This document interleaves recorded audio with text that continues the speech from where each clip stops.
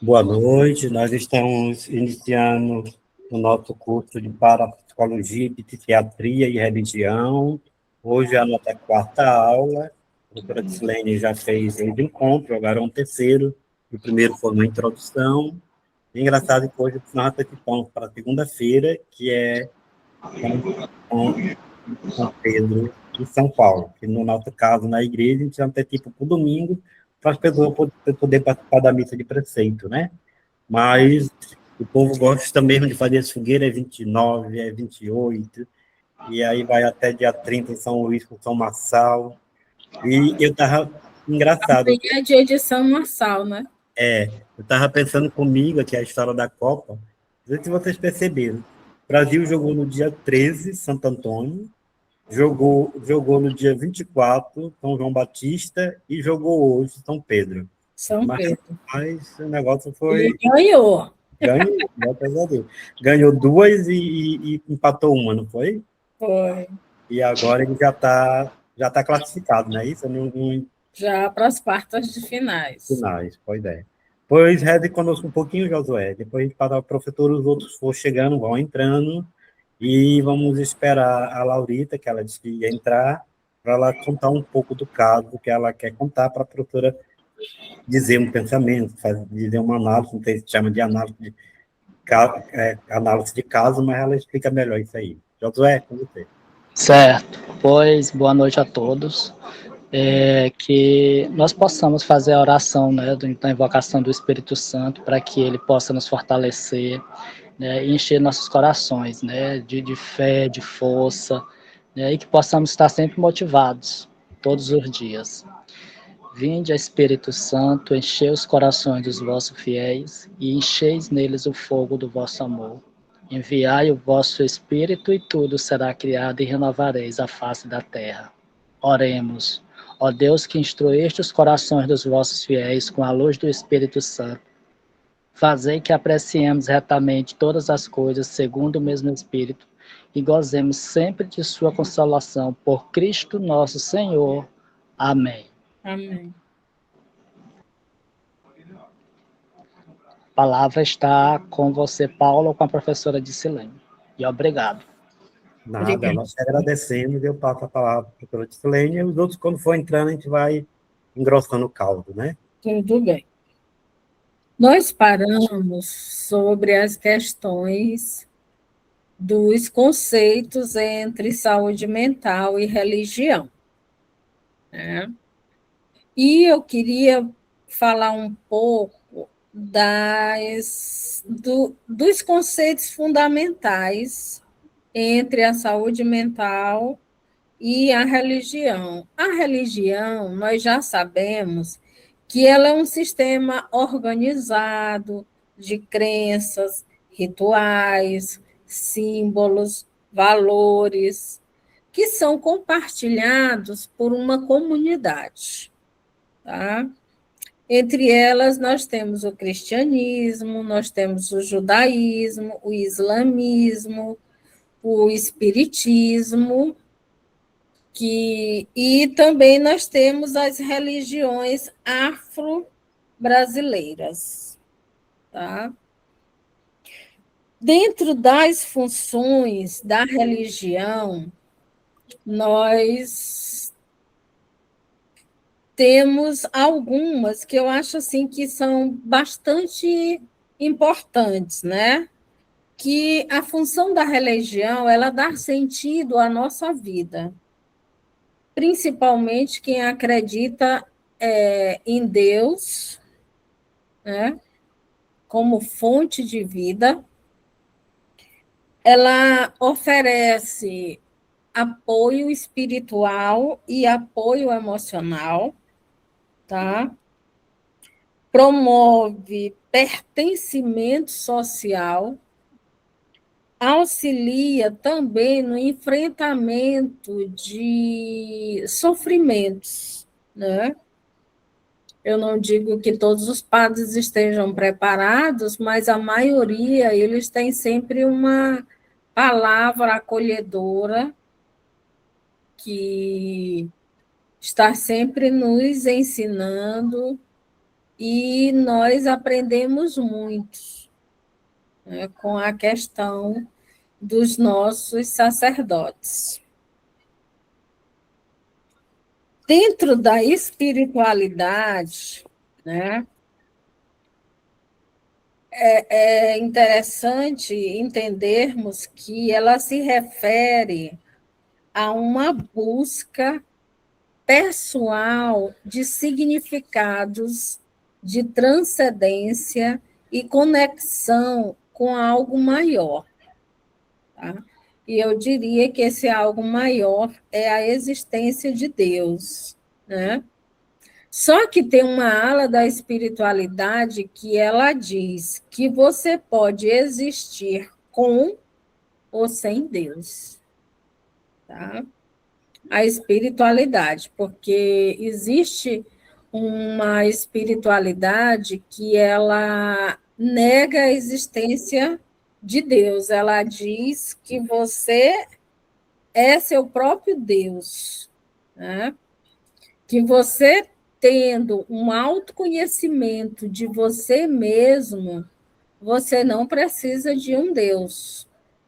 E tem a espiritualidade que ela mesma diz que você precisa de algo maior, de algo profundo, de algo que esteja acima de você para que você possa existir, né?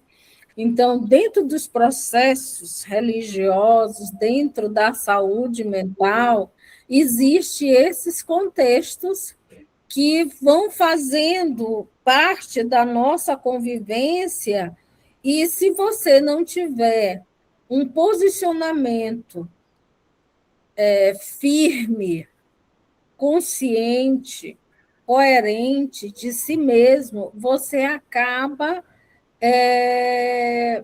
entrando em conflito, porque uma diz, Deus existe, a outra diz, Deus não existe, você sobrevive sem ele. Tá? Então, isso cria um conflito mental. E a saúde mental, ela não... A gente precisa entender que saúde mental não é ausência total de sofrimento, tá? Existem sofrimentos que a gente convive com eles diariamente, que necessariamente não criam conflitos mentais. Então, saúde mental não é ausência de sofrimento. Uma hora ou outra acontece um fato e você passa por um sofrimento. Necessariamente, esse sofrimento não quer dizer que ele é um conflito mental. Pode ser um luto, pode ser a perda de um emprego, pode ser a perda de uma namorada, pode ser uma separação. Nem sempre todas as separações elas são amigáveis. Tem separação que ela vai aos extremos, é o caso das violências, a não aceitação da perda do outro. Então, existem sofrimentos que necessariamente não são conflitos mentais, tá? A saúde mental, ela envolve a capacidade de amar. O que é saúde mental? O que é que eu entendo como saúde mental? A capacidade de amar e de trabalhar, adaptação à nossa realidade. Nós precisamos termos o pé no chão para que a gente possa ter consciência daquilo que acontece conosco todos os dias, tá?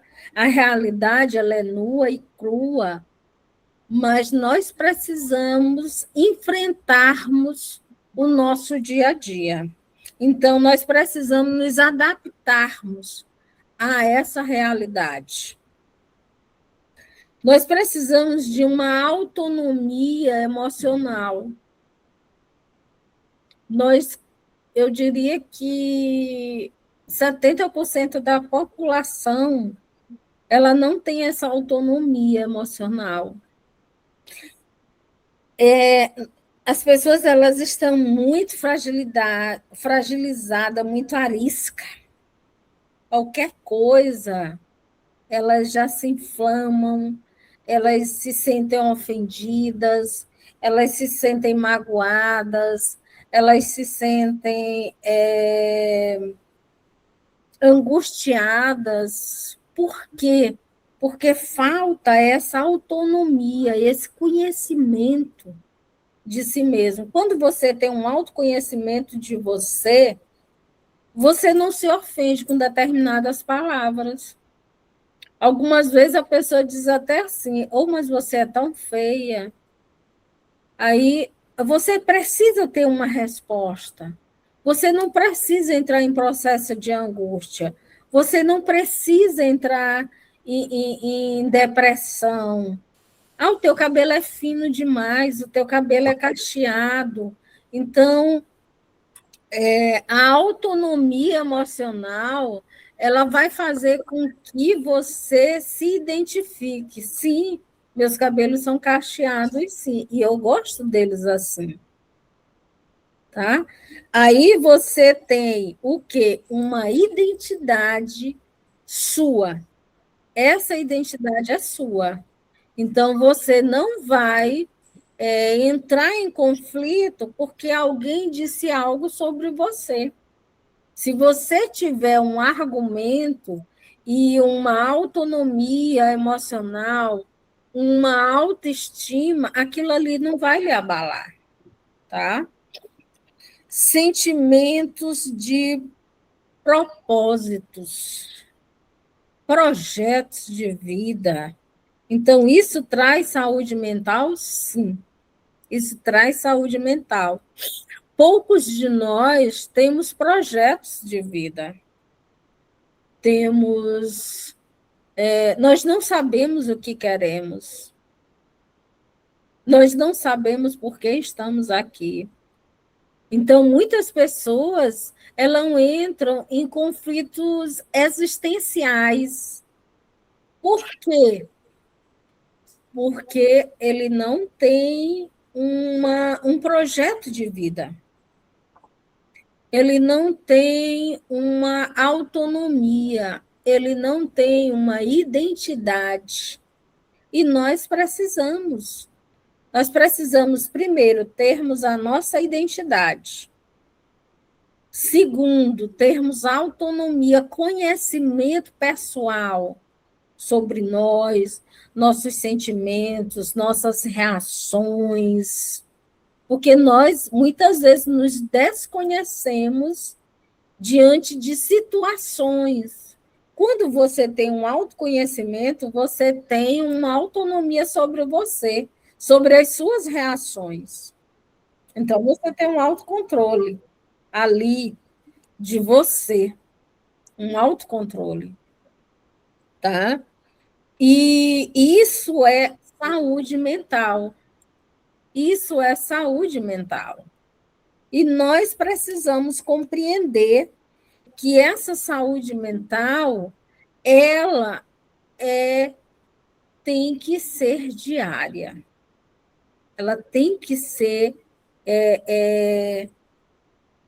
cultivada diariamente, tá? Nós precisamos disso, desse cultivo diário. E nós precisamos, quando nós temos uma comunidade, seja católica, seja protestante, seja budista, seja islâmica, nós precisamos tê-la como símbolo de proteção, tá? Nós precisamos tê-la como símbolo de proteção. O que é que significa isso? Tá? O que é que vem significar isso? Tá? Então, essa proteção, ela diminui um pouco a depressão, porque você vai ter uma atividade para onde ir, com quem ir, para onde estar, né? Professora, Você excelente. estando dentro da comunidade religiosa, você reduz o risco de alcoolismos e drogas. Diga, Paulo. Eu costumo dizer que quem tem espiritualidade, no nosso caso católico cristão, uma boa espiritualidade, ele consegue também ter uma boa saúde mental. Eu associo uma Exatamente. coisa com a outra, né?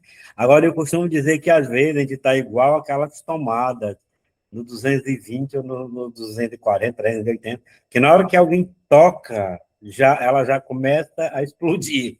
A gente responde qualquer um de qualquer jeito, diz coisa, e diz isso, diz aquilo, porque a gente está igual como a tomada que não aceita, né? Quando alguém bota lá o dedo, ela pipoca. Aí, às vezes, eu digo até, Verdade. a gente tem que saber, na hora de botar a tomada, lá o A hora que ela é retirada, joga até retirada. né? Porque Porque isso é também as muito pessoas não têm importante. culpa e nem têm, não são culpadas de um problema que eu estou passando. Então, não posso jogar os cachorros em cima dos outros. Exatamente. Porque, olha, nós que participamos da comunidade religiosa, nós somos o maior suporte social, né? O Josué é um suporte social, tá? A Maria Arcanja, a das Neves, nós somos, né? Esse suporte social. As pessoas, quando elas têm algum problema, elas vão aos seus líderes de comunidade. Então, quando o Paulo fala dessa tomada, que ela está em 220, está em 240, está em 340, então a gente tem que parar e dizer assim: olha, nesse momento eu estou muito atarefado, eu sei que você está com problema, volte daqui a uma hora, tá? Porque, na verdade, nós somos esse suporte. Aí, se a pessoa chega e nós não damos esse suporte espiritual, ela vai procurar outros meios. E os meios mais fáceis é a droga, é o álcool, tá? É uma outra religião. A gente sabe como é o acolhimento da igreja evangélica. E eu digo por experiência, nem todos os pastores eles têm uma formação teológica. Nem todos eles têm essa formação teológica, nem todos eles têm uma compreensão do que é a palavra bíblica, do que qual é o contexto bíblico, do que é que ele está falando, tá? Porque a gente que está dentro do curso de teologia, a gente conhece, né? Mas uma pessoa que não tem um conhecimento, ele não vai saber interpretar a palavra de Deus ali naquele momento, tá? E é muito perigoso. Uma vez eu estava na praça e chegou um pastor e disse que a mulher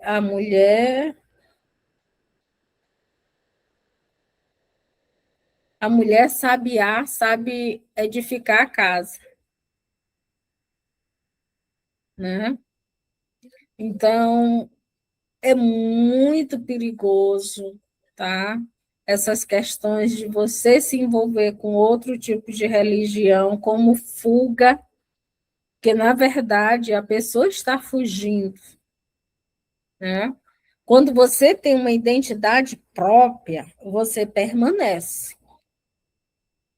ali, na sua identidade, na sua religião, no seu contexto. Mas se você está com um problema e se fragiliza diante desse problema, você corre para qualquer lugar, como fuga. Então, nós precisamos compreender, né, que nós somos, né, esse suporte social, esse suporte espiritual de quem está ali nos procurando, tá? E isso faz parte das nossas ações espirituais, com certeza, tá? Por exemplo, uma pessoa que está diagnosticada com câncer, ela pode encontrar forças na fé? Pode. Ela pode ser curada? Pode. Né? Ela pode lidar com o tratamento e o sofrimento através da fé? Sim, com certeza. Com certeza. E a fé sustenta. A fé mantém aquela pessoa caminhando, andando, e reforçando todo dia a sua fé. Né? Agora, existem os conflitos como a religião sendo um fator de risco? Sim. Quando? Né? A religião também ela pode contribuir para o sofrimento quando vivida de forma rígida ou adoecida. Né? Como isso acontece? O fanatismo religioso, a gente sempre vê e percebe, né? Essa questão do fanatismo religioso, a culpa excessiva. Muitas vezes a pessoa carrega consigo um peso tão grande que ela vê a religião de uma forma distorcida, distorcida. O medo constante de uma punição divina, tá? E isso leva as pessoas até um processo de loucura, essa questão da punição. A dependência em cima dos seus líderes, tá? Pode criar uma relação de conflito, tá? A intolerância religiosa, o isolamento social, isso nós temos que ter consciência de isso são fatores de risco. E a gente precisa estar atento para esses fatores de risco, tá? Para que a pessoa ela não traga uma sobrecarga aos seus líderes. E professora Dissilene, o Marcos, acho que já entrou, saiu, não sei. Acho que ele entrou Eu e acho que saiu. ele entrou e saiu. Depois ele volta. A outra coisa que eu queria perguntar. Por exemplo, a pessoa tem complexo de inferioridade. Cai aqui nesses casos também? Porque tem gente Também. eu sou negro, eu não tenho dente, eu não sei ler. Aí fica com aquele complexo de inferioridade o tempo todo, como se não servisse, não pudesse ajudar, não pudesse contribuir nas coisas. Isso aí é baixa autoestima, é complexo de inferioridade mesmo, e que a pessoa precisa entender que ela tem conhecimentos. E a gente sabe que muitas vezes o conhecimento vem pela espiritualidade, tá? E a pessoa ela precisa ter esse reforço agóico. O que é a terapia? Né? O que é a terapia psicanalítica? É um reforço egóico, tá? Necessariamente, nós não trabalhamos com pessoas loucas. Nós podemos até trabalhar, se ela estiver extremamente medicada, tá? Mas o que nós trabalhamos mesmo são com pessoas normais, como nós. São pessoas que precisam de um profissional para que ele dê esse reforço egóico, principalmente porque ele trabalha com outros seres humanos. E é uma gama de pessoas. E ele precisa ter uma fala e uma escuta para cada um. Porque cada um traz consigo as suas vivências afetivas. E nem sempre todo mundo tem um conhecimento, né, do que dizer para essa pessoa que está em sofrimento. Às vezes você pode reforçar uma depressão, ou não, né?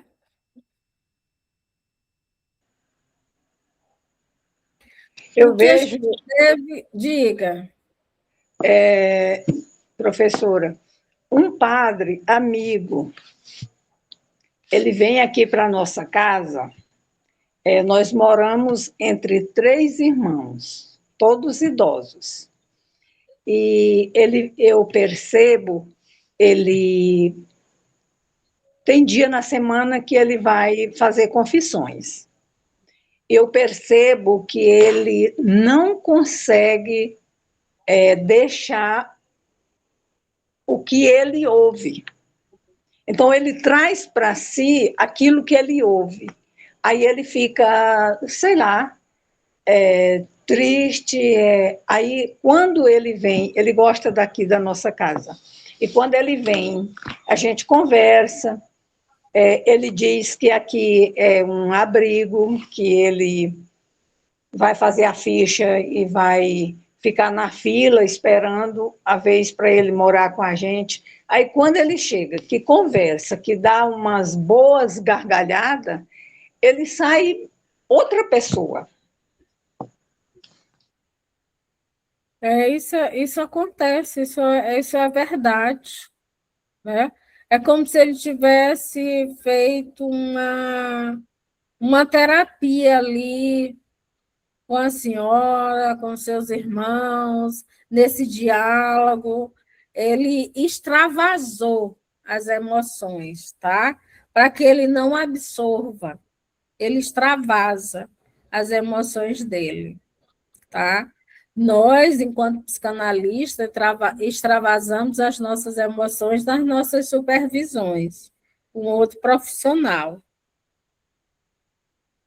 E isso é muito importante, essa questão de você ter alguém com quem extravasar, tá? Isso é muito importante. E que seja uma pessoa da sua extrema confiança, tá? O profissional, ele é uma caixinha de segredos, porque ele não pode, em momento algum, é como o padre, falar das confissões. Então, o psicanalista, o psicólogo, ele também não pode. Tá? O sete analítico, ele é uma questão muito ética, de você não sair falando. Ah, fulano teve aqui, disse isso, isso e isso. Então, isso não é terapia. E esse profissional não é terapeuta, não é psicanalista, não. Tá? Porque ele precisa também estar em sigilo e ter uma ética profissional muito grande, tá? E voltando aqui às questões, né, de uma pessoa que está em risco em relação à religião, muitas vezes as pessoas elas se sentem condenadas por Deus por desenvolver, assim, digamos que um processo de ansiedade ou depressão. Às vezes a pessoa acha que está com falta de fé, mas não é. É um problema psicológico, igual alguém que quebrou a perna, foi no médico e precisou engessar, tá? A depressão é uma doença. É uma doença. O transtorno de ansiedade é uma doença. Ela só não é tratada pelo médico, mas ela é tratada por outro profissional. Então, a gente precisa encarar as doenças, né, psicológicas como doença de fato, tá?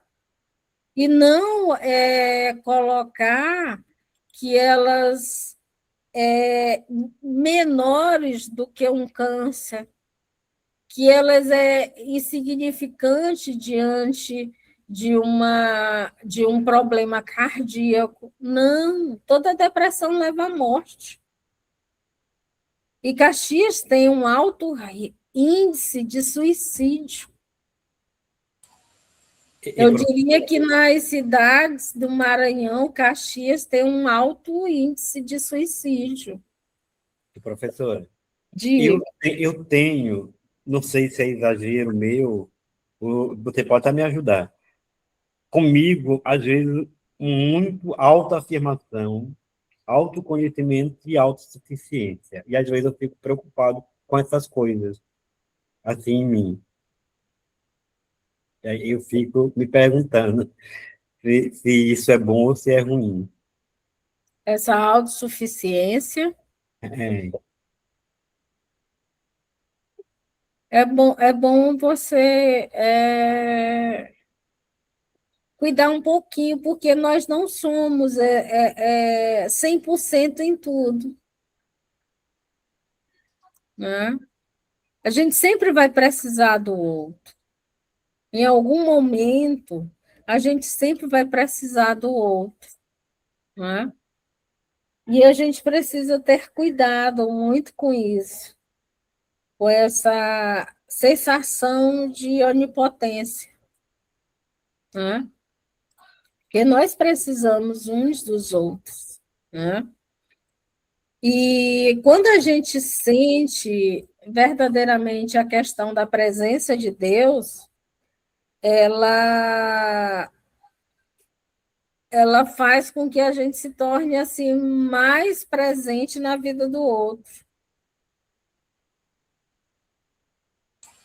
a Lília está chegando Questão da hoje na doação. aula. E, professora, a Lília estava no festejo, ela está chegando agora. Lília, nós estamos falando um pouquinho também das terapias.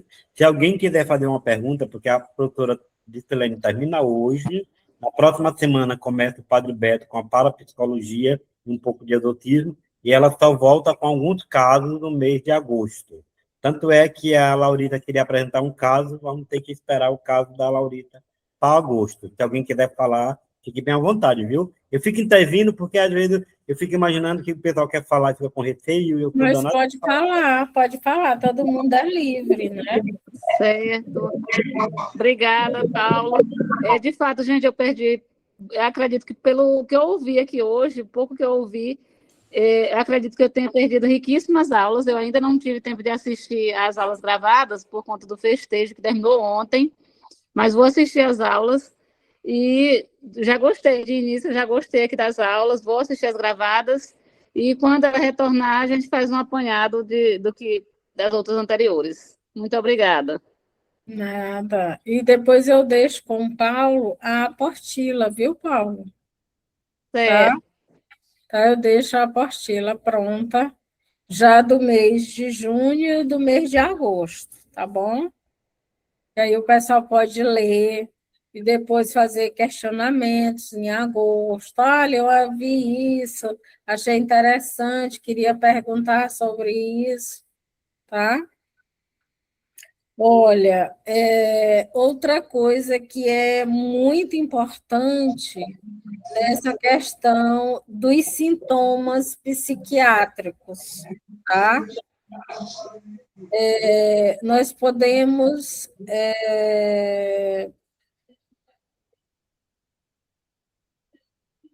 dentro dos sintomas psiquiátricos considerados, né, nós temos a maioria das pessoas que elas estão o tempo todo dizendo que estão na presença de Deus, que Deus fala com ele, que Deus está presente com ele, que ele tem experiências de conversão, que ele tem estados de orações profundas, de meditação, de experiências místicas, né?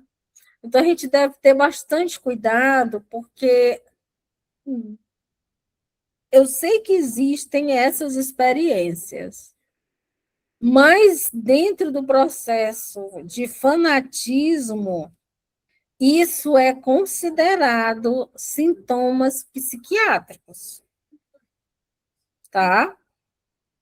Isso é considerado sintomas psiquiátricos, tá? A gente, quando anda muito na rua, a gente vê muito a pessoa dizendo que teve uma experiência, isso e aquilo, e que passou por isso, passou por aquilo, a pessoa chega do nada e já começa a falar compulsivamente. Só o falar compulsivamente já não é normal, tá? A pessoa, quando ela chega e ela se descarrega ali 1 hora, compulsivamente falando, aquilo ali já tem um transtorno psiquiátrico, porque ela não teve uma pausa, tá? Então, a gente precisa ter um pouquinho de uma escuta clínica para que a gente possa entender o que é verídico, né? E o que é fantasmagórico e o que é real. Por isso que a igreja ela passa muito tempo no processo de canonização, não é, Paulo? É verdade, demora. Vai para todo um processo, ele é beato, depois ele se torna servo, beato, até para chegar a ser santo, todo um processo. E, professora, eu queria que a senhora também pudesse dizer um pouquinho, não sei se você já ouviu, que na renovação carismática eles têm um chamado repouso no espírito. Às vezes eles chegam, fazem uma oração e a pessoa cai. Uma vez eu me lembro em Aldeias Altas, caiu uma multidão, praticamente. E em mim eu não caí. E ele fez, rezou, e nada, e eu não caí, né? Eu não sei se o que foi que aconteceu, eu sei que eu não caí. E eu queria que a senhora pudesse também falar se tem alguma diferença, assim, as terapias tradicionais e o que a gente chamaria, não sei, de terapias holísticas. Por exemplo, o padre Judenor, ele faz hipnose, ele faz eneagrama, se isso é bom também. Eu fiz o eneagrama e gostei. Uma vez um padre me disse, não sei, até porque alguns da igreja católica não vê com bons olhos, disse que era perda de tempo. Para mim, me ajudou. Olha, existem os terapeutas, tá? E existem os psicólogos e existem os psicanalistas. Os psicanalistas, eles trabalham com uma única técnica, né, que é a de associação livre, através da fala. Eu sou hipnoterapeuta, mas quando eu faço hipnose, eu não trabalho psicanálise. Tá? Eu não faço psicanálise. A pessoa me procura como hipnoterapeuta, eu só trabalho hipnose. Com ela, eu já não trabalho a psicanálise, porque elas não se misturam. Tá? Existem técnicas e técnicas que elas são reais, elas têm uma fundamentação teórica, tá? E elas podem ser utilizadas dentro do set analítico, tá? como existe a técnica da cadeira vazia, que é uma técnica dentro da teoria Gestalt, mas a psicanálise ela pode utilizar respeitando os embasamentos freudianos, tá? Porque a psicanálise ela é dentro de uma teoria psicanalítica freudiana, tá? A nossa base maior é Freud, então eu não posso assim falar da psicanálise holística porque eu não conheço. A minha base ela é extremamente freudiana e pós-freudiana. Eu trabalho com Lacan, que ele descreve toda a teoria de Freud dentro da visão dele. Eu trabalho com Winnicott, que também é pós-freudiano. Eu trabalho com Melanie Klein. Quando eu quero trabalhar com crianças, eu utilizo as teorias de Melanie Klein e de Winnicott. Tá? Quando trabalho com transtornos psicológicos, eu posso trabalhar com Freud e Jung, porque ele trabalha com os arquétipos, mas essas outras demais técnicas eu não conheço, porque eu sou muito, muito ligada mesmo às questões psicanalíticas mesmo, a base, a raiz mesmo da psicanálise. A minha escola é escola raiz. Eu digo raiz porque ela foi freudiana, do começo ao fim. Então, eu não conheço muito outras técnicas, a não ser as técnicas freudianas e pós-freudianas.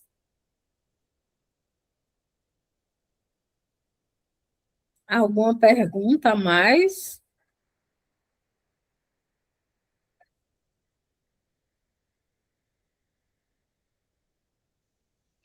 Alguém gostaria? É porque eu cheguei agora, né? Que eu estava para uma missa aqui no interior vizinho, aí cheguei agora. Aí não estou sabendo muito bem o que está sendo falado.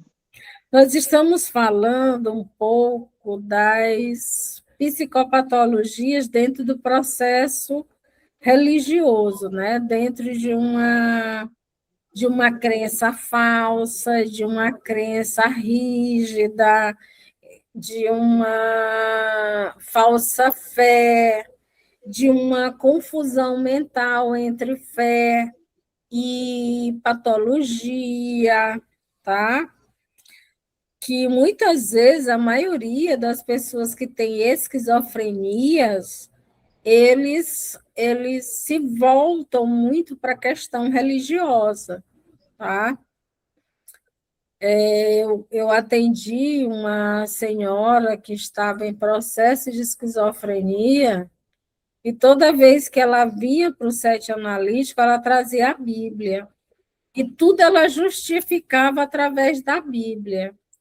Se ela não banhava, ela justificava. Com as palavras dela ela abria a Bíblia, ela lia a Bíblia e dizia que ela não podia banhar porque ela estava suja, ela estava em pecado. E eu dizia que a Bíblia não tinha dito isso para ela, que ela estava entendendo errado. E ela sempre tinha uma resposta. Porque, na verdade, o esquizofrênico, você não trabalha com ele terapia de confronto, mas você trabalha tentando conciliar o pensamento dele para que ele possa reagir da melhor forma possível.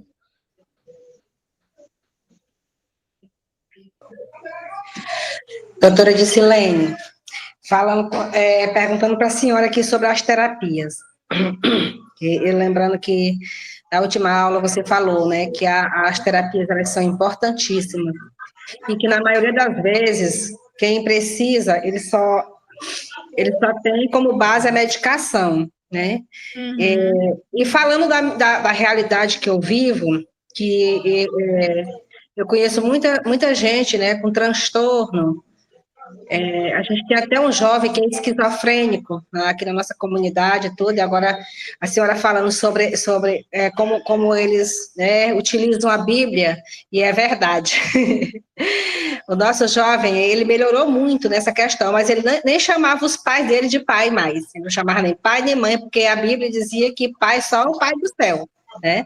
Então ele pegou isso e não chamava mais os pais de pais, de jeito nenhum. E assim, o que a gente vê é a dificuldade, né, para a pessoa ter acesso a essas terapias. O que fazer, né? Porque assim, eu trabalho na unidade básica de saúde aqui, e as terapias, né, as consultas com psiquiatra, terapias e tudo, sai daqui da nossa OBS para marcar. E assim, é uma dificuldade muito grande quando consegue, né, encaixar os pacientes nessas questões. Então, assim, a gente vê ainda esse tabu, né, muito grande. As pessoas que mais necessitam, elas não têm acesso às terapias. Olha, na verdade, você é do município de Caxias? Sim. Na verdade, o município de Caxias, ele não tem um grupo grande de terapeutas para atender a população de Caxias, tá? São poucos profissionais para muitas pessoas. Tem gente que passa um ano na fila de espera, tá? E quem faz terapia, em menos de um ano, ele não tem um resultado ainda que a gente chama de desmame, né? Por exemplo, a pessoa, ela para sofrer o desmame, ela, no mínimo, ela tem que fazer 1 ano e meio, 2 anos de terapia.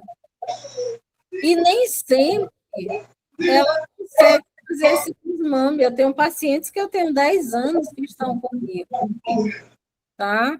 Porque ele requer terapia o tempo todo. Existe uma necessidade, não é que ele tenha toda semana, mas a cada 15 dias, a cada uma vez por mês, você faz um acompanhamento. Então, isso já tem quase, né? Então, existem profissionais da psique que têm consultórios particulares e que fazem pacotes, que saem muito mais em conta, e tem pacotes que são mais populares para as pessoas que recebem menos do salário mínimo. Tá? Sim. Então, é necessário conhecer esses profissionais, tá? Para que a pessoa possa vir, a pessoa possa fazer a terapia, a pessoa tenha esse reforço agora. E o esquizofrênico, ele tem que ter terapia semanalmente. O esquizofrênico precisa dessa terapia. Eu vou até conversar com a mãe dele para saber como é que está essa questão, né? Que eu acho que ele não tem, né? Ele não tem acesso. Já teve, né? Mas agora eu acho que é só a medicação mesmo. E a medicação, ela não resolve. Só a medicação não resolve, é só um paliativo. O esquizofrênico, ele precisa dessa terapia semanal, porque ele não vai ser nunca compreendido pelos outros. Sim. As pessoas vão sempre chamar ele de louco. Uhum. O tempo todo, fulano é louco. Fulano tem esse pensamento. Fulano tem isso. E, na verdade, ele precisa desse acompanhamento. E da medicação, tá? Porque a medicação, ela vai colocar ele não dentro de um processo de realidade, mas ele vai estar próximo da realidade, tá? Exatamente. Pois é, doutora, aí eu vejo, né, essa necessidade e assim, e tem muita deficiência nisso, né, e isso tende a piorar a situação de quem necessita. Muito mesmo. Aqui mesmo na nossa região aqui, eu vejo que está bem complicado, viu? Complicado mesmo, essas questões. Aí eles correm aqui para a UBS. O que é que eles vêm fazer? Trocar receita. Né? Todo mês eles vêm trocar receita, sendo que eles deveriam estar, né, na terapia. Aí é só trocando a receita, trocando a receita, trocando a receita, e eu fico preocupada com essas situações, né? Eu vendo que é difícil, né? É muito difícil essa questão. Isso é difícil. Falta profissionais mesmo. Tem dia que falta até médico nos hospitais aqui em Caxias. Sim, com certeza. E muitas vezes os médicos que vêm para as nossas UBSs, coitados, às vezes eles têm que fazer o papel do psicólogo. É verdade, é verdade. Tem vezes que eles vêm fazer, principalmente aqui a questão dos adolescentes, né? Quantas vezes a gente não acolhe aqui na nossa UBS adolescente que vem em crise da escola, né? Que o diretor, o pessoal que trabalha na escola não sabe o que fazer, quando pensa que não chega na UBS, né? O adolescente em crise. A gente já pegou adolescentes aqui, já todo que já ficam se mutilando. É complicado, é complicado. E aí o doutor encaminha, e aí aquela dificuldade para marcar, para falar com o psicólogo. Aqui no projeto, aqui na Igreja de Europa, em Caxias, na paróquia de Nazaré, eu não sei se eles ainda têm um projeto, mas eles tinham um projeto, né? Que eu trabalhei 2 semanas fazendo terapia. Tinha psicólogo e tudo. Quantos jovens eu já não ajudei encaminhando aqui da nossa OBS para o projeto, né? Muitos jovens já foram atendidos aqui na Igreja de Europa, eu pedindo ajuda para os meninos, né? Felipe, esse pessoal, e eles arrumando consulta para eles. Mas a deficiência é muito grande e é muito preocupante, né? Essa questão. Eu trabalhei 2 anos com as irmãs de lá, e elas tinham um projeto também na Vila São José, e eu fazia terapia lá. Quem atendia lá como médico era o doutor Zé Raimundo. Uhum. Depois eu fazia as terapias com as mães. Silene, terapia de grupo. Lá no Campo de Belém tem o Jamil, que faz um trabalho voluntário. Tem a Joelma também nesse projeto mesmo que eu mandava os trabalho voluntário lá. Eu não me lembro, o Marcos está aqui, ele é de escola. Não sei se ele vai voltar, se ele está me ouvindo, para Diácono Marcos. Mas teve um tempo que na escola de Caxias, no tempo que tu trabalhou, tinha um projeto de ter psicólogo, um assistente social, essas coisas na escola. Eu não sei como é que está atualmente, se ainda existe. Eu me lembro que teve ainda no começo, às vezes, um assistente social acompanhava 4, 5 escolas. Está da mesma forma, da mesma forma. Não dá para fazer. E nós temos muita gente aqui formada em psicologia, formada em assistente social e nutricionista, mas às vezes a gente sente falta isso nas escolas. Fala daquela equipe multidisciplinar para a questão da inclusão, mas na hora, na prática, eu não sei se o Marco está me ouvindo, se ele queria dizer como é na escola dele. Mas tu também está em escola, né, Silene? Estou. Mas existe os grupos, né, de assistentes sociais, que eles ficam responsáveis por algumas escolas, porque eu não sei como é que está na secretaria, mas ainda existe, sim, os grupos dos assistentes sociais. O psicólogo que tinha na secretaria era o Luiz Fernando, mas Pois o é, parece que Luiz era. Fernando saiu. Eu conheci uma outra também, que era psicóloga de lá. Eu me lembro de uma outra. O Marco levantou a mão. Não, Marco lá é só tinha mesmo na educação, só o Luiz Fernando. tinha a filha daquele moço que é lá da Coab, que é motorista, que faz viagem. Não, ela nunca trabalhou lá dentro, não. Foi Só ela o que apresentou como secretaria de educação uma vez lá na escola. Só o Luiz Fernando. Ela se apresentou como da equipe do Luiz Fernando. Marcos? Não me lembro dela. É que eu não estou lembrado do nome dela. Marcos, tu levantou a mão? Levantou. Vai falar, Marcos? Marcos?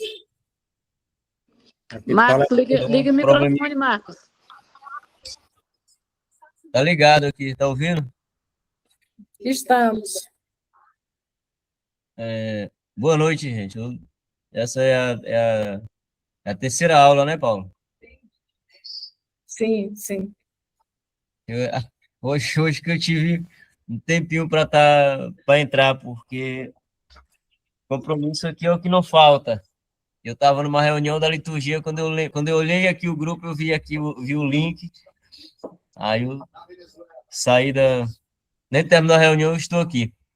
Bom, mas é para dizer com relação aí ao que vocês estão falando, de psicólogo, de assistente social, lá na escola que eu estou, lá tem. E na escola que eu estava trabalhando anteriormente, que era lá no Lourdes Feitosa, lá tinha uma equipe, né? Uma equipe de psicólogo, tinha uma equipe de assistente social, até porque as UBS, elas fazem esse trabalho, né? Frequentemente elas vão nas escolas, né? Fazer esse trabalho. Mas o certo mesmo, vou só baixar bem aqui a minha TV, só um minuto.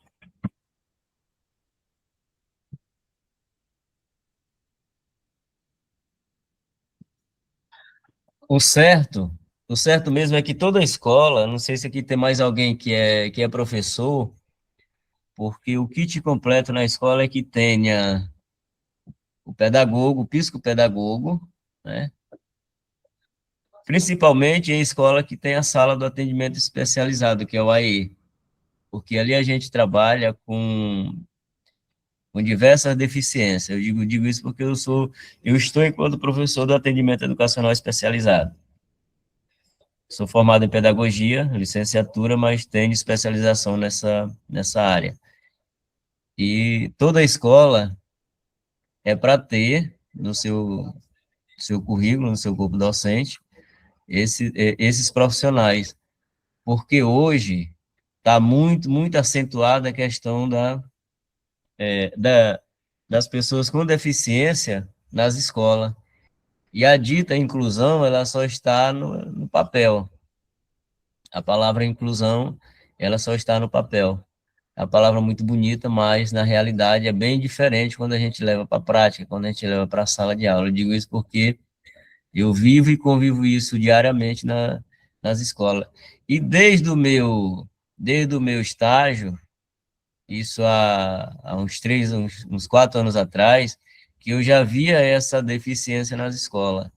Não é fácil nós, professores, trabalhar em sala de aula hoje com um professor que está na sala regular, com uma média de 3, 4 alunos, cada um com uma deficiência diferente. E, para tanto, é bem lembrar que esses profissionais, eles fazem toda uma diferença dentro de uma escola. Faz toda uma diferença dentro de uma escola. Isso ter esses profissionais que possam atender, isso é inclusão. E quando não se tem esse profissional, aí essas áreas ficam descobertas. Isso prejudica muito o ensino. Tem professor, coitado, que não sabe o que fazer com a criança deficiência na sala de aula. Não sabe. E quando muito tem tem não é mais nem cuidador que a gente chama, tem outro termo que a gente chama, tem outro nome que a gente chama, para uma sala com 3, 4 crianças deficientes. E aí eu Exatamente. trabalho Principalmente no segmento. Sim, quando tem professor. os não verbais, tá? Sim, Que eles gritam, eles não conseguem ficar sentados, eles não conseguem fazer nenhum tipo de atividade e eles começam a se agitar, principalmente com barulho. É muito complexo. Hoje a sala de aula, ela é muito complexa, porque é necessário se ter habilidades, várias habilidades. E nós sabemos que o município ele não favorece o professor no processo da formação continuada. O professor, ele sabe lidar com os alunos ditos normais, mas ele não tem as habilidades e nem as competências para trabalhar com alunos que têm TEA num grau moderado ou num grau grave, que ele não consegue verbalizar, ele que o grito é a forma de comunicação. Então, a sala de aula, quando tem uma criança assim, ela fica desconectada, porque a criança que lê, a criança que é dita normal, ela precisa de um processo de concentração para o processo de aprendizagem. E a criança não verbal, ela, quando está em processo de agitação, ela perturba uma sala de aula. E o professor não sabe. Eu tenho uma criança não verbal na minha sala, e às vezes eu pedi para a mãe comprar um fone que tapa o barulho, né? é um abafador. O abafador. Aí ela conseguiu sentar. Hoje ela consegue sentar e recortar, que ela gosta de recortar papel e fazer colagem. Mas é muito difícil. É muito difícil. Só para você ter uma ideia, há um mês atrás eu estava com porque o autismo ele tem 3 suportes. Suporte 1, suporte 2, suporte 3. O suporte 1, ele não, ele requer de alguém ali do lado dele sim, mas não é tão necessário. Agora, o suporte 2 e o 3, ali, principalmente o 3, ele não consegue fazer praticamente nada. O agente de inclusão tem que estar ali com ele, do lado dele o tempo todo. O tempo todo. Agora mesmo eu estava com uma que ela tinha 3 deficiências, 3. O pior delas era o TOD. Nossa, o TOD é terrível. Professora, você consegue me dizer, por exemplo, qual a diferença? O que é doença e o que é deficiência? Porque hoje a gente fala da pessoa com deficiência. Aí tem casos que a pessoa diz, não, isso aqui não é doença, isso aqui é deficiência. Eu não sei se a epilepsia é considerada doença. Nós temos um caso de um irmão nosso que ele tem epilepsia. Quando acontece algo, ele tem é o demônio nele. Gente, é porque ele tem epilepsia.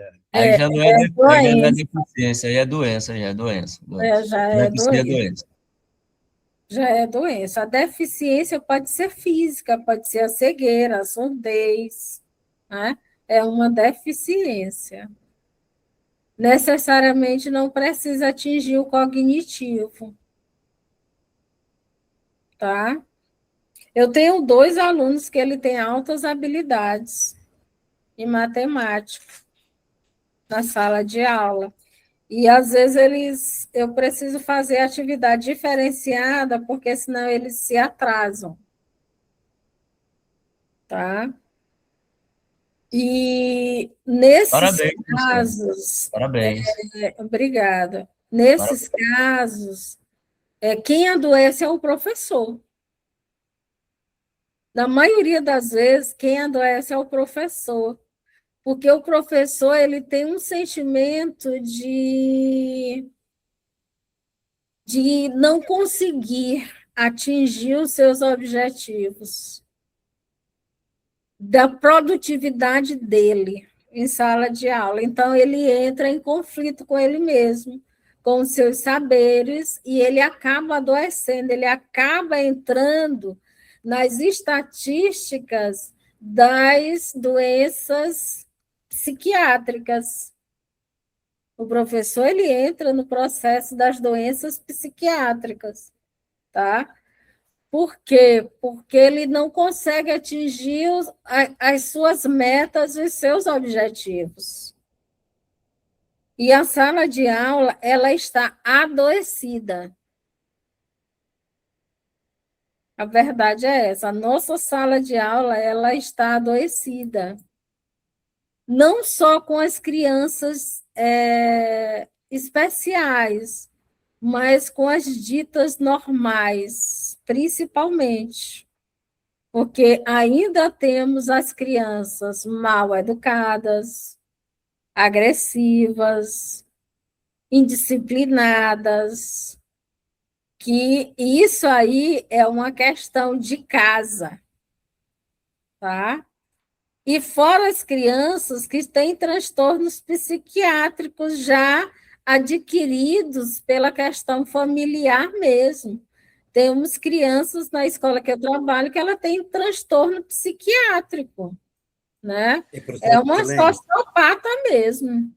Professora Tislene, eu queria partilhar no grupo, não sei se eu posso, um trabalho que está aí ultimamente chamado Mapa Sacerdotal. Esse mapa sacerdotal, ele mostra, engraçado, problemas dentro da própria igreja com os sacerdotes. E essa pesquisa, eu fiquei admirado com o número de coisas que essa pesquisa mostra. Aí, às vezes, o povo vai em cima do padre, fala mal do padre, cai em cima do padre e esquece que ele é uma pessoa, né? E que ele está ali para servir. Porém, às vezes, lá no trabalho, fala que ele está para servir sem se perder, mas termina se perdendo. Aí fala um bocado de coisa que acontece com ele. Eu posso botar esse material no grupo para a gente ler, para a gente conhecer? Pode, pode. Eu vou botar, viu? Porque a gente fala das escolas, mas a gente esquece também que na igreja temos muita coisa, né? Exatamente, o padre ele fica extremamente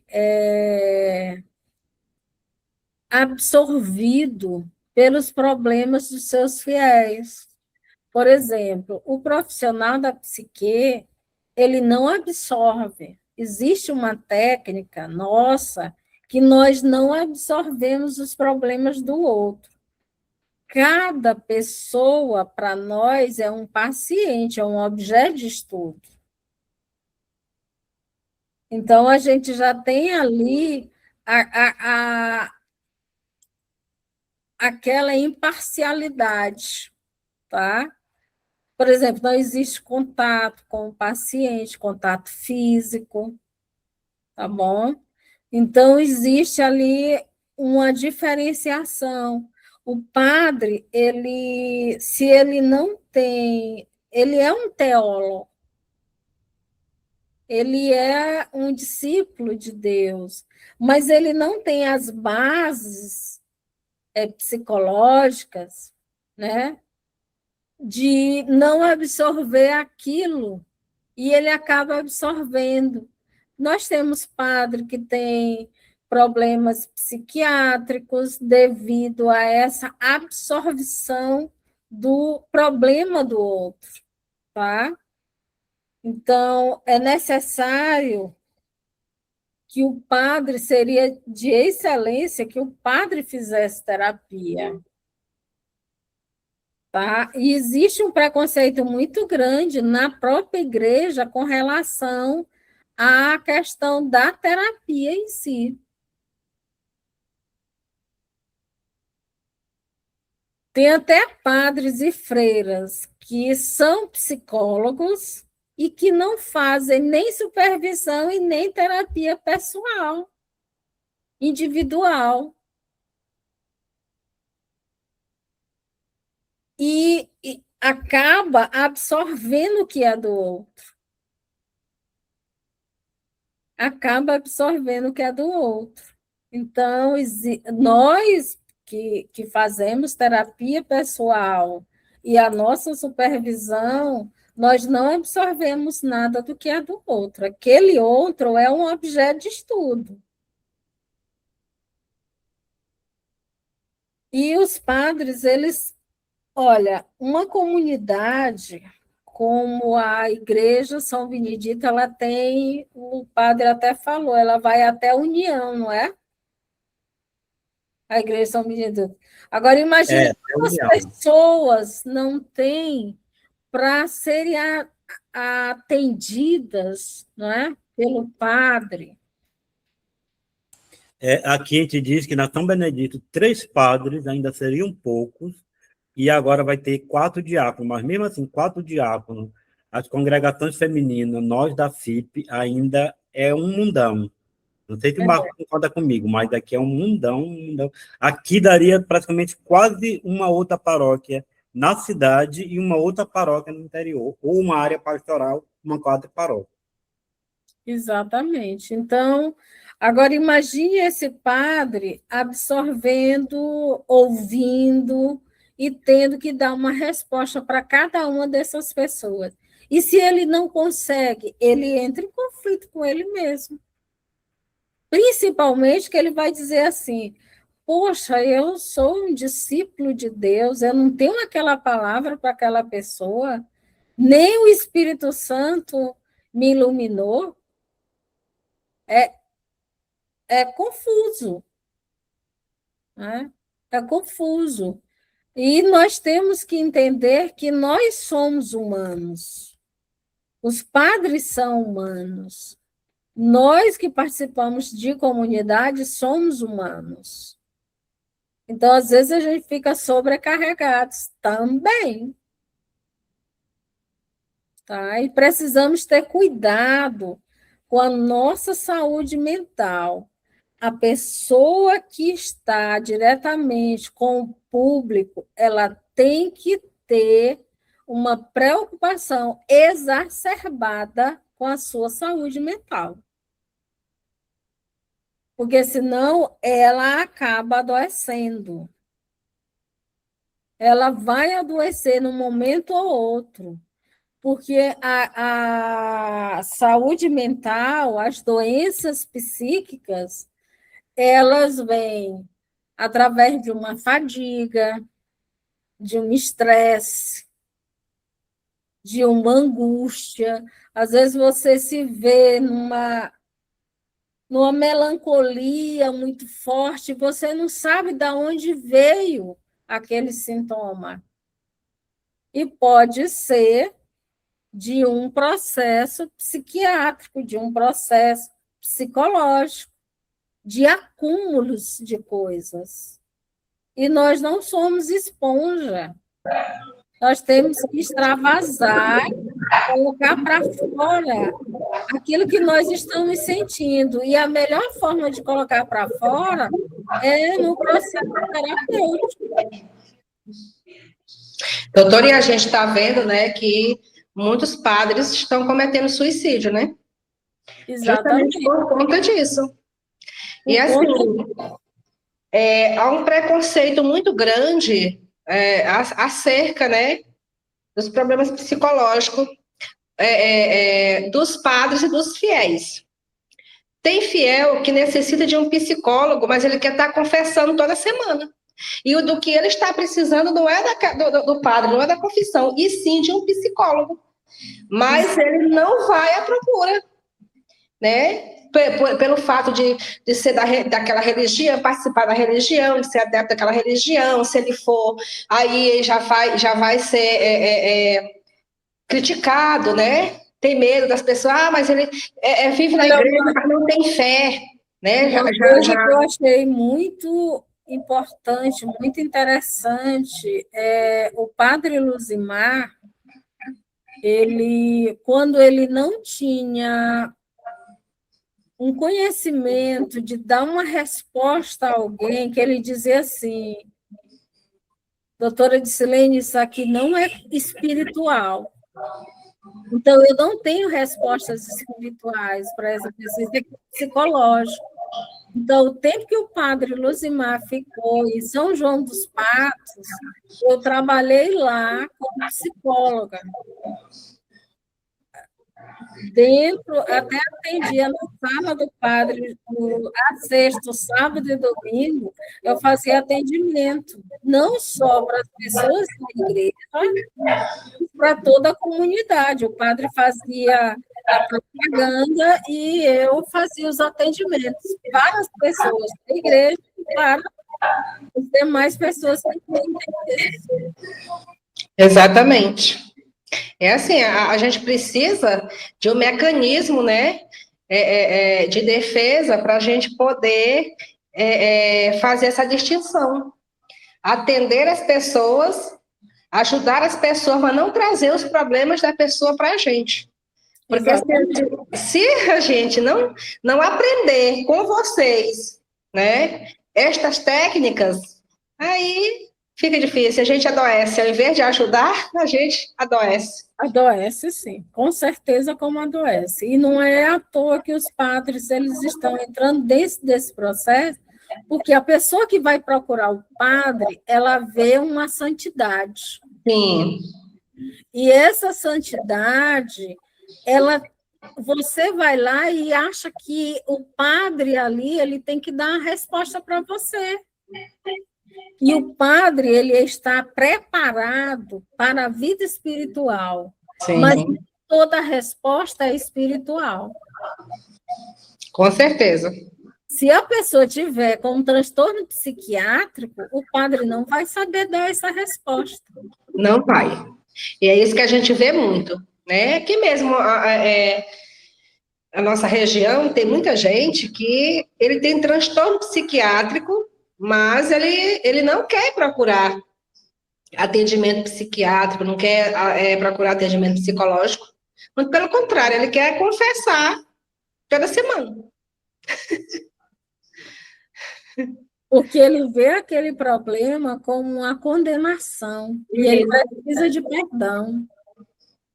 Não sabe lidar com os próprios sentimentos. Exatamente. Às vezes, como a senhora... Aí vem o sentimento de culpa. Isso, como a senhora fala, né? O sentimento de culpa está sendo massificado diariamente pelaquela pessoa e ela precisa desse perdão. Exatamente. Aí já entra a questão religiosa, né? O fanatismo religioso, como você estava falando, né?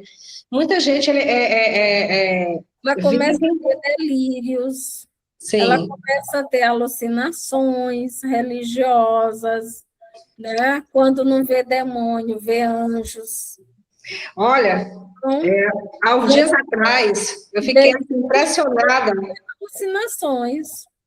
Com algumas coisas que aconteceram, né? Assim, eu fico analisando, porque assim, eu sou da igreja, eu sou ministra da palavra, às vezes até me pego assim, digo, meu Deus, será que eu sou uma pessoa assim que não tem fé?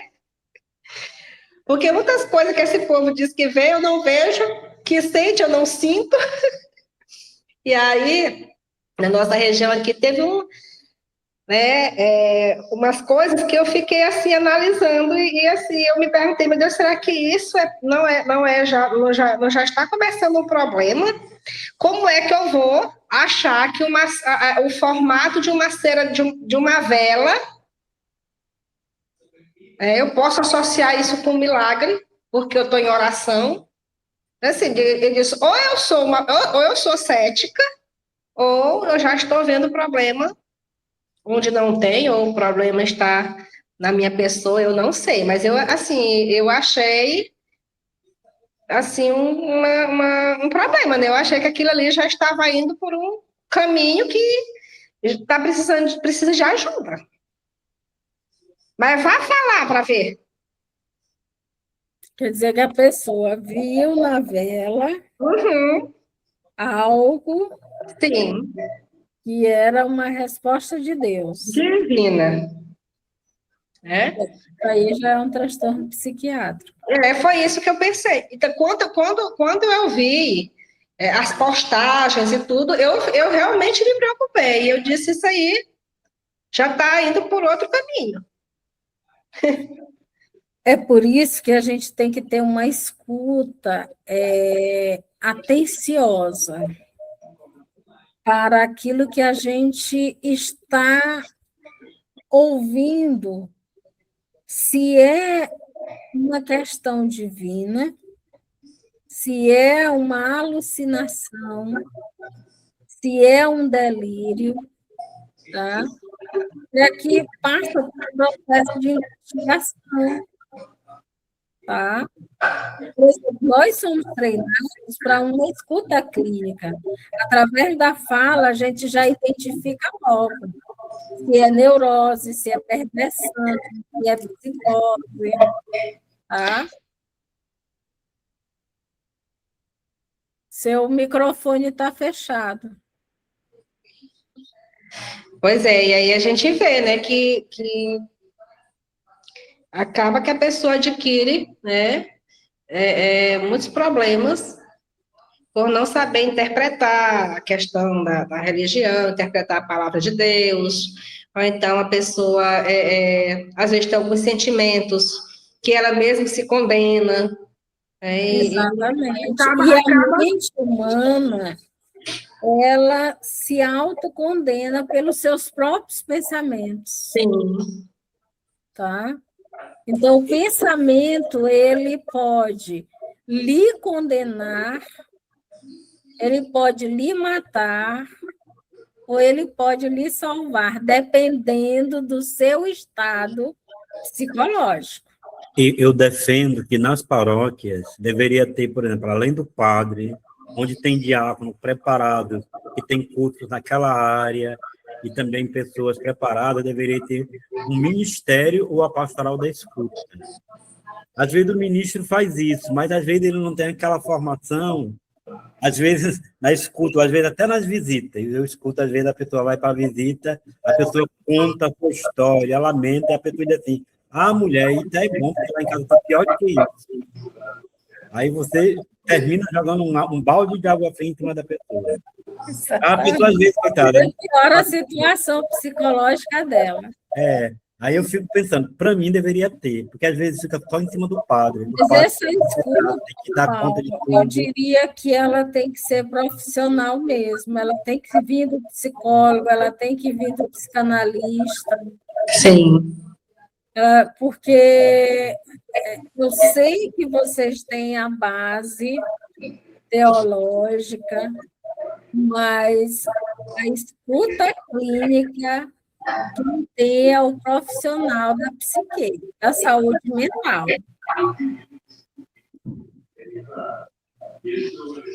Aí, se tiver, tem que procurar os profissionais da saúde mental.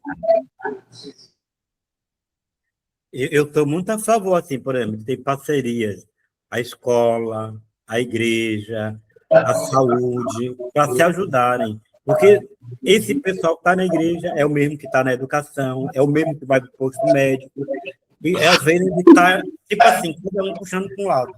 Hoje podia estar somando para ajudar as pessoas. É verdade. Doutora, eu queria lhe perguntar, quando a senhora fala assim, como, meu Deus, toda linguagem é sintomática. O que a senhora quer dizer com isso? Porque nós trabalhamos com a fala. E, através da fala, nós identificamos que tipo de transtorno psicológico aquela pessoa tem. Tá? Então, por isso que eu digo que toda linguagem ela é sintomática. Ela traz consigo todos os sintomas, porque a nossa escuta é uma escuta clínica, tá? Então, quando a pessoa chega, se ela tem uma fala compulsiva, ou se ela é silenciosa, ou se ela passa 50 minutos sem dizer nada, ou ela fala compulsivamente, nós fazemos a nossa leitura diante do paciente. Que às vezes ele silencia, mas o movimento que ele faz com as mãos, com os dedos, né, você identifica também o problema ali. Como Freud diz, o que a boca não fala, os dedos falam por si. Quer dizer, o corpo ele tem movimento, né? Por mais que o paciente ele fique deitado no divã, mas ele vira a perna para um lado, ele vira para o outro, ele mexe os dedos, e os dedos vão falando, o corpo vai falando, tá? Então, por isso que eu digo que a pessoa que ouve, né, ela tem que ter uma escuta diferenciada. E o psicólogo, o psicanalista, o terapeuta, ele é treinado para uma escuta clínica. Por isso que eu digo que toda linguagem ela é sintomática. O Marco levantou o braço, professor. Para adiar. O nosso corpo, por si só, ele já fala, ele já diz aquilo que a gente não consegue falar verbalmente. Muitas das vezes a gente consegue, até mesmo numa fala de alguém quando manda uma mensagem. Se você tem muita afinidade com uma pessoa e você começa a conversar com uma pessoa e, de repente, ela começa a mandar mensagens fragmentadas, ela começa a mandar mensagens distorcidas, e aí você já começa a identificar nessa pessoa algo que ela não está bem. Exatamente. Algo que essa pessoa não está bem. E aí você começa a conversar e, por uma fala dela, você consegue detectar aquilo que ela tem realmente naquele momento. É por isso que, muitas das vezes, as pessoas se deixam levar quando vão quando confundem espiritismo, quando vão para algo que lá alguém, por perceber que aquela pessoa está com algum problema, aí na primeira fala ele já descobre, aí a pessoa vai interpretar que aquilo foi algo que aquela pessoa adivinhou e na hora não é. É por isso que é importante você saber lidar com as questões espirituais também, porque nem tudo que você vê, que você percebe ali é verdade. 99,99% não é verdade. Exatamente. Até mesmo o paciente que chega, que está pagando para ser atendido, ele tem um período que ele só conta mentiras. É verdade, é verdade, é verdade. E a gente percebe pela fala. Quando eu digo que a fala ela é sintomática, porque, na verdade, a gente percebe o que é a neurose, a psicose, a perversão, e o pervertido, ele mente, porque aquilo ali já faz parte do seu estereótipo.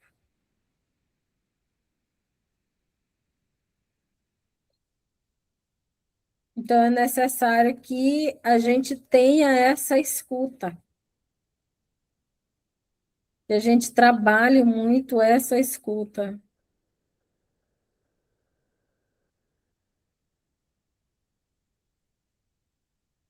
E eu digo para vocês, não é fácil. Não é fácil, de forma alguma é fácil. É preciso ter um conhecimento básico sobre essa escuta. Não é ouvir por ouvir.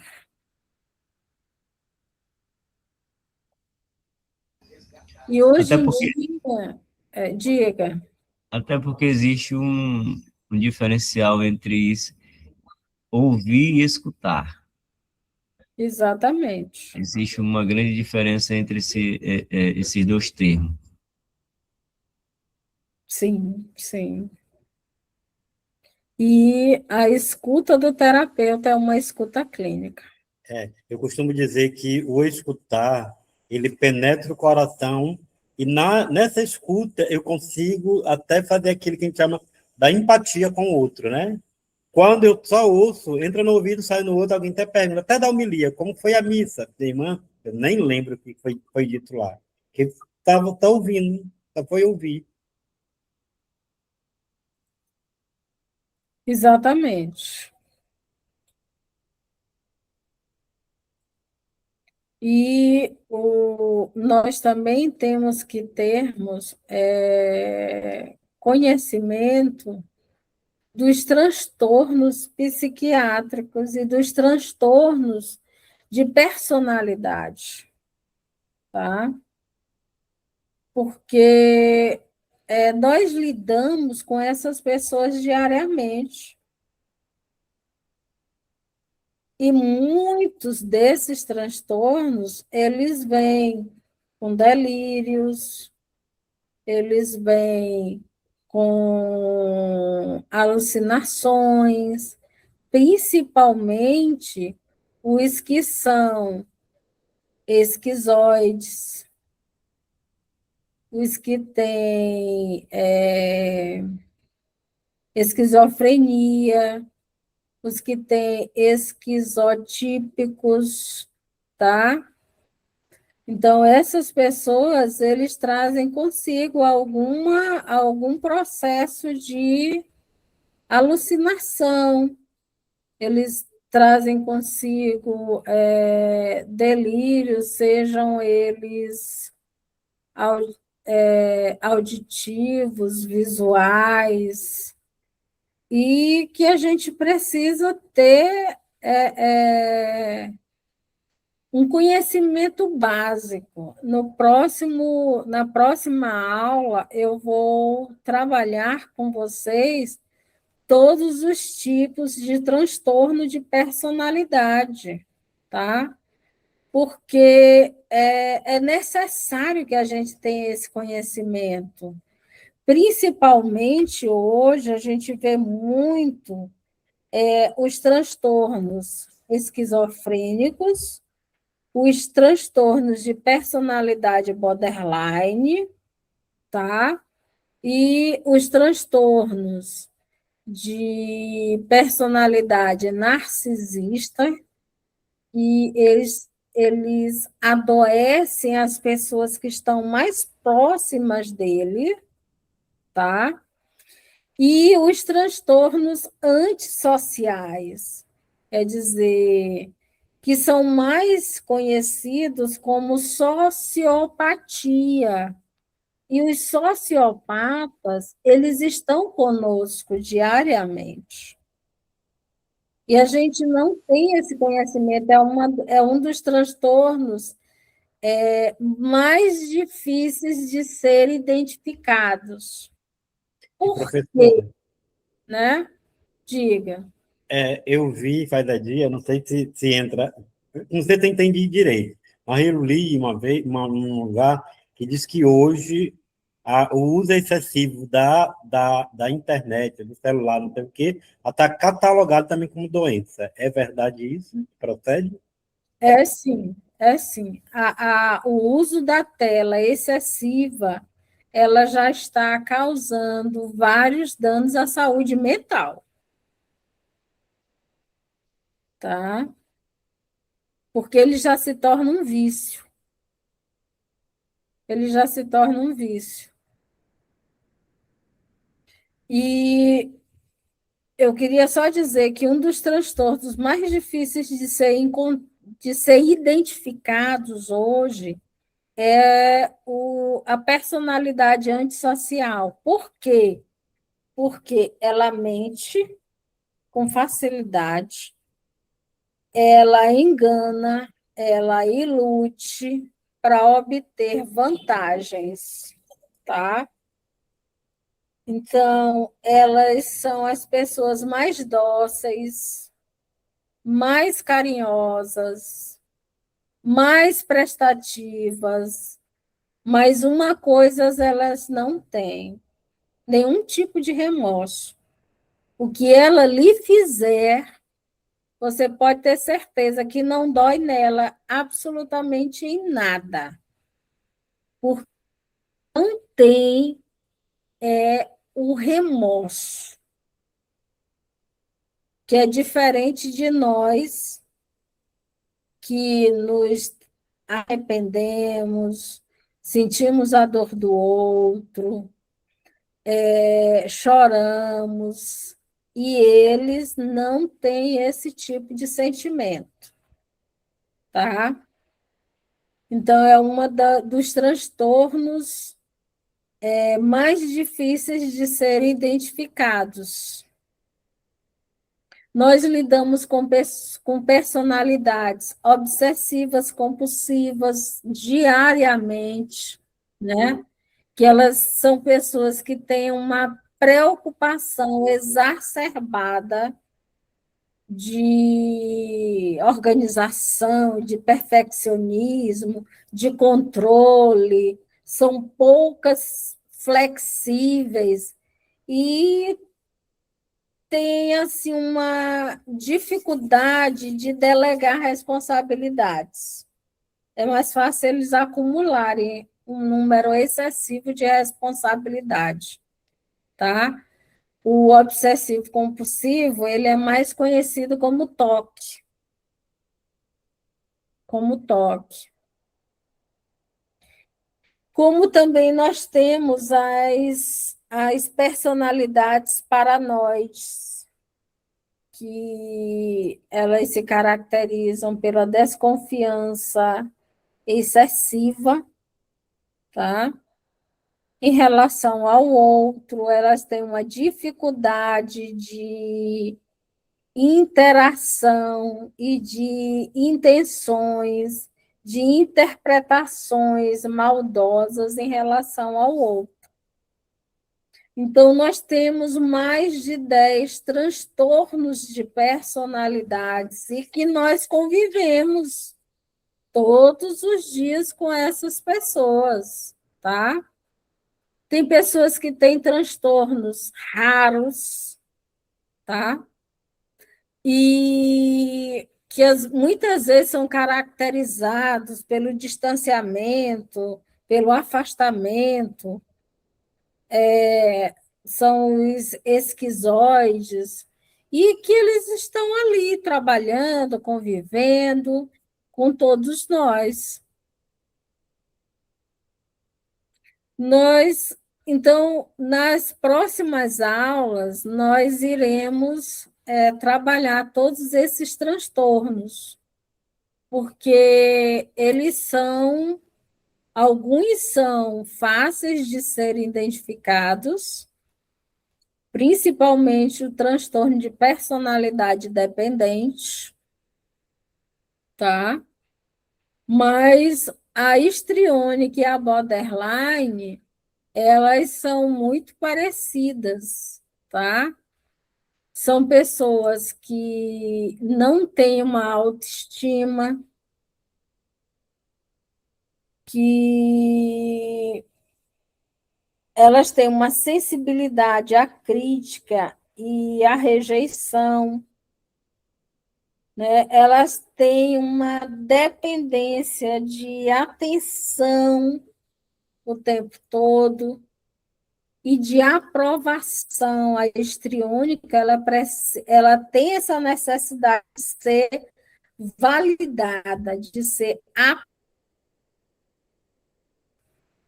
E são essas personalidades que estão dentro da escola, da igreja, do trabalho, onde nós convivemos, tá? E nós precisamos entender que nós somos seres humanos e que a qualquer momento, dependendo do acúmulo de atividades que você tenha, você pode adquirir um sofrimento, um conflito, um processo psiquiátrico ou psicológico, nós não estamos isentos desses transtornos ou desses problemas psicológicos, conflitos psicológicos, tá? E que nós precisamos cuidar da nossa saúde mental. Só pode cuidar do outro quem tem saúde mental. Só pode cuidar do outro quem tem uma identidade determinada, tá? Que não se sinta abalado pela palavra do outro, mas que você tenha a sua personalidade já definida por você, sem precisar de uma supervalorização, sem precisar de uma validação, sem precisar que o outro, o tempo todo, vá lhe validar. Porque você precisa ter a sua identidade marcada por você. Tá? Alguma pergunta? Professora, me fez lembrar um curso Cuidando do Cuidador. Para mim, foi uma riqueza muito, muito, muito grande esse curso. Cuidando do Cuidador. Exatamente. E, Dona das Neves, nós vamos, no final do ano, fazer algo parecido. Aí nós vamos convidar um amigo nosso que é de uma fraternidade, nós vamos trazer novamente o Padre Beto, o Diácono Jamil e o Padre Judenor e uma irmã Josefina. Vai ser um grupo maior. Mas a ideia é mais ou menos nessa linha de cuidando do cuidador com o projeto da PJ, que é o projeto Cuidar da Vida. A gente quer trabalhar com esse curso no final do ano. Aqui já está nos ajudando, de certa forma, né? Já está nos ajudando.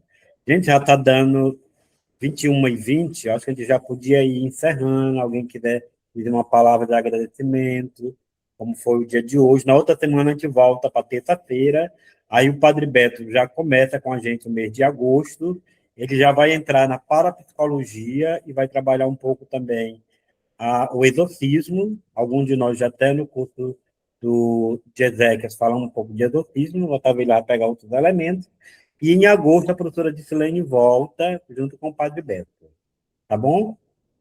E aí o Josué fez a oração inicial, se o Marcos estiver para ir, para depois se alguém falar, ele fazer uma reza para concluir, viu, Marcos? Fique à vontade. Alguém quer dizer alguma coisa? A Lília, a Maria Canja, o Josué, a Dona das Neves acabou de falar, o Marcos. Eu quero agradecer a doutora Dicilene, né?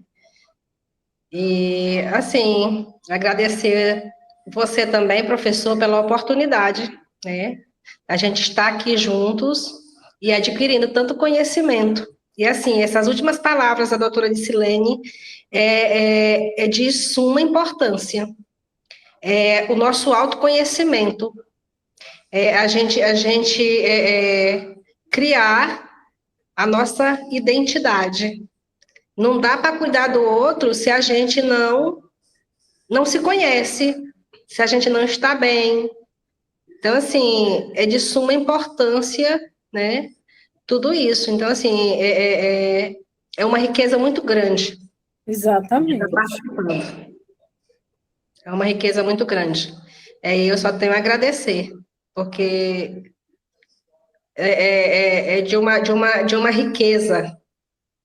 E eu vou ficar ansiosa para a volta da doutora, né, para a gente falar sobre esses transtornos. Eu assisti a aula de terça-feira, que eu não pude assistir, eu assisti ontem. E aqui eu fazendo uma análise, né, a doutora falando sobre todos esses transtornos, eu disse, meu Deus, se a gente for a fundo mesmo, dificilmente tem uma pessoa sadia. Doutora, eu cheguei a esta conclusão. Porque a gente precisa realmente estar buscando conhecimento para ajudar o outro, mas principalmente para nos conhecer, para identificar em nós algum transtorno e buscar ajuda. Eu vi uma frase uma vez, eu não sei que ela poderia dizer para nós, não sei se pode comentar ela. Uma vez eu vi uma frase que dizia assim: vence quem pula mais alto. Aí eu imagino assim: vence quem pula mais alto é quem tem uma boa. Tá bem de saúde mental, né? Porque senão não vai conseguir dar nem um pinotezinho, nem um salto. É verdade. O meu professor de psicopatologia psicanalítica, ele diz assim, que se alguém chegar e dizer, eu sou normal, saia de perto. Porque essa pessoa não é. Doutora, depois da aula de terça-feira, eu tive essa certeza. Eu disse, não tem ninguém normal. Eita, meu Deus. Eu digo assim, nós somos normais dentro das nossas patologias, né? Das nossas psicopatologias, porque nós não somos totalmente normais, porque às vezes nós temos os processos da impulsividade, de uma hora você explode, uma hora você cala. Então, dentro desses processos, né, uma hora ou outra você não vai se sentir num grau de normalidade. Eu penso assim, às vezes. Quando a gente não tem uma doença, tem uma deficiência. Aí, quando não tem uma deficiência, tem uma doença. Ou, às vezes, tem as duas. Olha, eu percebi que é E muito... ainda tem a saúde mental que vem para dizer, olha, ou você é neurótico, ou você é psicótico, ou você é perverso. Diga. Eu pude perceber que, assim, foi muito importante. Eu ainda não assisti as outras aulas, como já falei, mas, assim, a aula de hoje foi muito importante para a gente perceber o quanto é importante as formações para que a gente possa ter autocontrole na sociedade, enquanto ser social, e nas comunidades, né, que a gente também, enquanto igreja, que encontramos muitas pessoas feridas. Ainda hoje eu falava com uma amiga, falando de pessoas feridas, que pessoas feridas ferem, né? Então, assim, a gente tem que estar preparado, quanto mais buscar conhecimento, melhor, porque você vai conseguir se ajudar, se autoajudar e ajudar o próximo, ajudar as outras pessoas. Porque uma pessoa ferida, ela consegue fazer um estrago enorme. Uma decisão mal tomada, ela consegue fazer um estrago enorme na vida dos outros, né? Então, assim, Exatamente. é necessária a busca de conhecimento, a busca de equilíbrio, para que a gente possa, é o se cuidar, né? É o se olhar, para que a gente possa olhar para o outro, para que a gente possa ter essa empatia, uma empatia maior com o outro, né? Cuidando, tendo esse autocuidado primeiro, né? Exatamente. Nós precisamos cuidar de nós para podermos cuidar do outro.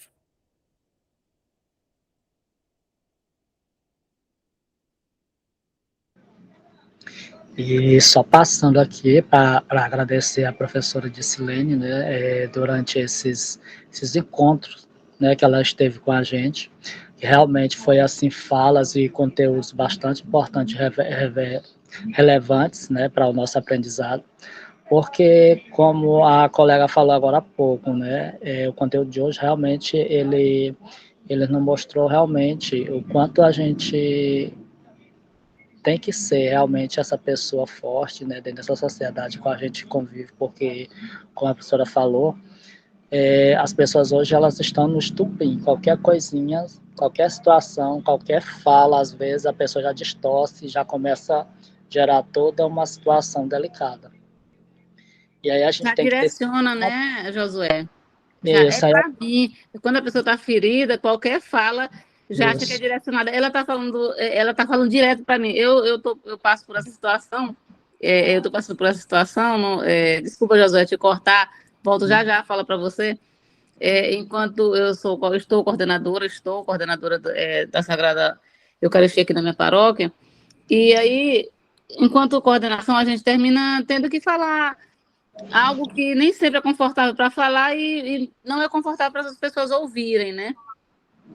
E Verdade. diante das falas, eu já ouvi algumas reclamações que, não, ela está cismada comigo, ela está falando direcionado para mim. Por quê? Porque as pessoas estão feridas, aí quando a pessoa está ferida, a pessoa toma para si. Exatamente, ela acha que tudo é para Tudo é ela. para ela. A gente Tudo está está falando no voltado geral, para ela. a gente está falando no geral, mas a pessoa que está ferido, ele recebe para si, ele toma para si toda aquela carga, toda que muitas vezes eu nem sabia que essa pessoa estava tomando para si como direcionada, e não era. São informações que a gente tem que passar enquanto coordenação, são informações simples e que tem que ser repassadas, são orientadas pelo padre, que a gente tem que repassar, e aí a pessoa, não, ela está falando para mim, e não é, não é. Então, assim, é por isso que a gente tem que ter autoconhecimento, autocontrole, para buscar ajudar essa pessoa, até quando a pessoa nos procurar, nos vier com esse estopim, a gente tem um controle e poder dar um suporte para essa pessoa, né? Dar um retorno. Obrigada, Josué, obrigada a todos.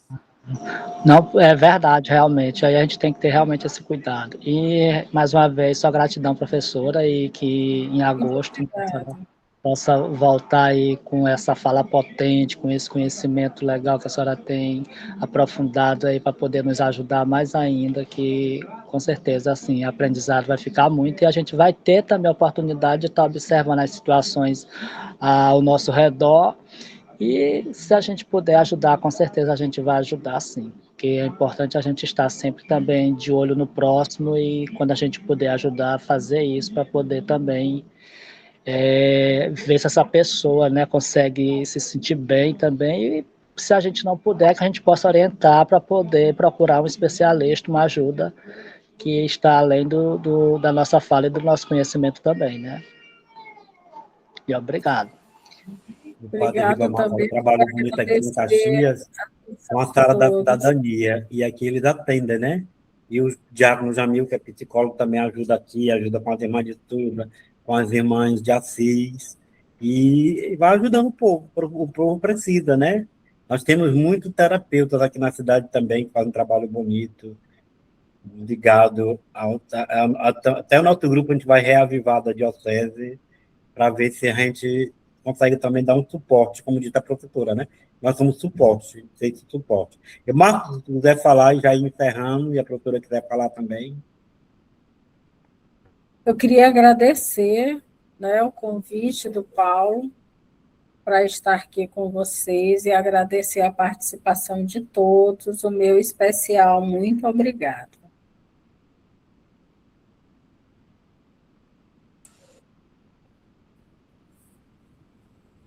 Para Diácono, você pode ir dando uma palavra e encerrar, dar uma conclusão, uma bem. Sim, estou. Só parabenizar aqui a professora já entrei já quase na metade da aula, mas o que deu para absorver, para falar, para compreender foi muito bom, muito gratificante. E espero, na medida do possível, né, poder continuar, porque o ensino ele é recíproco, né? Quando você passa, você está recebendo também. Quando você ensina, você está adquirindo conhecimento também. Isso é muito bom. E foi por isso que, quando eu estava lá no retiro, que foi falado aqui desse curso, eu me interessei, porque nós que lidamos com pessoas no dia a dia, a gente precisa entender de tudo um pouco. E eu acompanhei e ainda estou acompanhando diversos casos e um especificamente na minha família, na família da minha esposa, que no início, quando a pessoa teve crises, né, a gente chegou até a confundir algumas coisas. Depois eu fui estudando, depois eu fui pesquisando, e conversando com o próprio padre Beto, a gente chega a uma conclusão que não era nada daquilo que se estava se pensando, mas e sim é problema mesmo da mente. Isso é muito bom. Eu acabei de concluir uma pós-graduação, também estudando um pouco a mente também, e estamos aqui para dar a nossa contribuição. Só parabenizar a professora, o Paulo Davi, e é isso, parabenizar todos os alunos que aqui estão, que fiquem até o final, porque vai ser, é muito gratificante, é muito bom. E se me permite, né, vamos encerrar com uma oração, se a professora ainda quiser ainda falar alguma coisa, Paulo, a gente poder encerrar com uma oração. Pode encerrar. Agradecer a Deus por essa oportunidade de estarmos aqui, pedir a Ele que nos dê uma noite abençoada, uma noite com muita paz, um sono tranquilo, para que a gente possa revigorar as nossas energias para amanhecer o dia e cuidar das coisas do dia a dia. Vamos rezar a oração que o Senhor nos ensinou. Pai nosso que estais no céu, santificado seja o vosso nome. Venha a nós o vosso reino, seja feito a vossa vontade, assim na terra como no céu. O pão nosso de cada dia nos dai hoje, perdoai as nossas ofensas, assim como nós perdoamos a quem nos tem ofendido. Não deixeis cair em tentação, mas livrai-nos do mal. Amém. A nossa proteção está no nome do Senhor, que fez o céu e a terra. E pela intercessão do nosso glorioso São Benedito e de todos os padroeiros dessa diocese, especialmente os nossos daqui da sede, desça e permaneça sobre todos nós, sobre as nossas casas, as nossas famílias, a bênção do Deus Todo-Poderoso, que é o Pai, o Filho e o Espírito Santo. Amém. Amém. Que o Senhor nos cumule com a sua bênção, vamos em paz e que Ele nos acompanhe hoje e sempre. Demos graças a Deus. Graças a Deus. Boa noite, gente. Uma noite Boa feliz. noite. Boa noite. Amém. Tchau.